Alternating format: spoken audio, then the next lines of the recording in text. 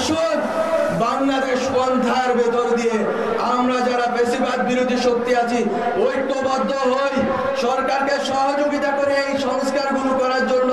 এই প্রতিষ্ঠানগুলো যদি সংস্কারকৃত হয় তাহলে উপকৃত হবে বাংলাদেশের জনগণ।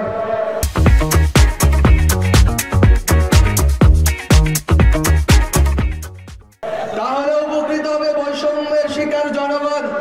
আপনারা যদি আপনাদের সদিচ্ছা থাকলে আপনারা এই সরকারকে সর্বতোক্রমে সহযোগিতা করবেন এবং এই সংস্কারের কার্যক্রম শেষ হওয়ার পর আমরা একটি সুষ্ঠু গণতান্ত্রিক নির্বাচনের মাধ্যমে ক্ষমতা হস্তান্তরের দিকে এগোবো।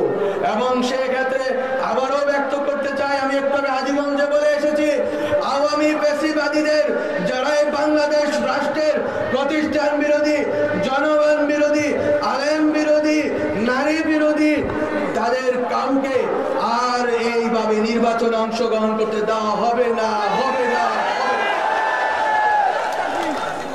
আমরা বলতে চাই, আমাদের ম্যান্ডেট দিয়েছেন আপনারা, আপনারা রাস্তায় নেমে বলেছেন, ডাক দিয়েছেন ডক্টর মোহাম্মদ ইউনূসকে আমরা এনেছি, উনি দায়িত্ব নিয়েছেন, আমরা ছাত্ররা তার সাথে দায়িত্ব পালন করছি।